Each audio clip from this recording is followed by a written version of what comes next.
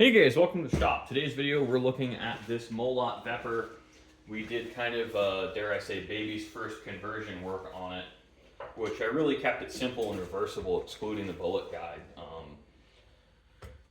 This stock adapter I really like.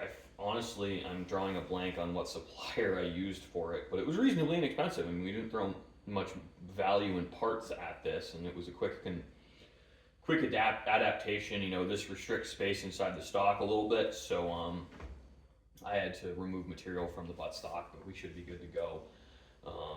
And we did the bullet guide. So the only really irreversible thing that's been done to this firearm is drilling and tapping the bullet guide. Now that's kind of a controversial thing to do. I understand why a lot of people don't like that and they prefer them riveted. Now, this isn't a bog standard AKM trunnion. I think this is more of a Century Series gun in some ways. I mean, we still have a 45-degree gas block, but trunnion-wise, I actually don't know if this is a thin stem bolt or not, but I'll probably take it apart and look at that in the comments, or I might do it now. So is that, I think, yeah, this is a thin stem bolt. So, I mean, one of the things that people like about these guns is that they're, you can actually convert them into a Century Series gun. So Century Series being like AK-101, AK-102, AK-103.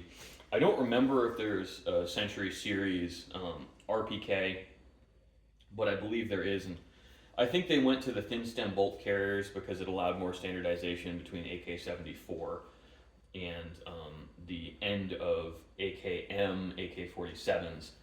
Now, again, guys, I'm not a huge AK expert, so you don't quote me on a lot of this stuff. I mean, I know enough to know I need to do research before telling these things to customers definitively.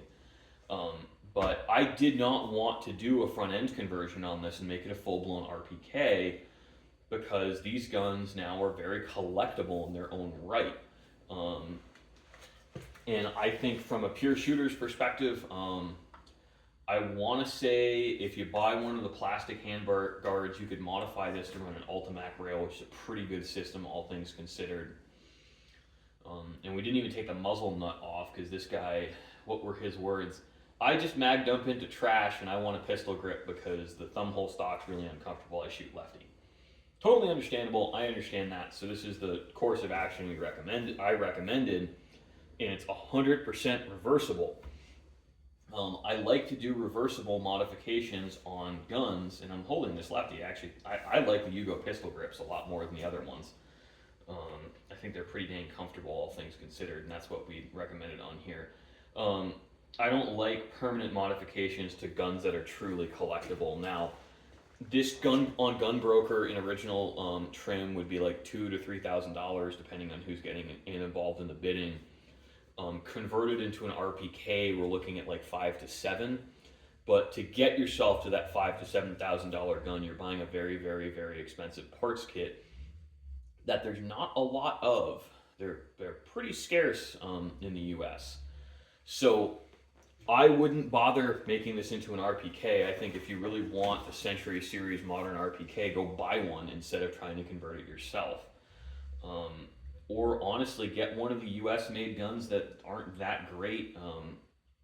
At some point, I'm going to grab my PSAK GF3 I bought before I really learned anything about AKs. And I'm one of the lucky ones. I don't have any issues with it. And I've put probably 3,000 or 4,000 rounds on it. I mean, I kind of knew they weren't great AKs. I didn't know the extent of the issues, but seriously, guys, the price was right. It was like $500 during COVID. So I was like, hey, cool.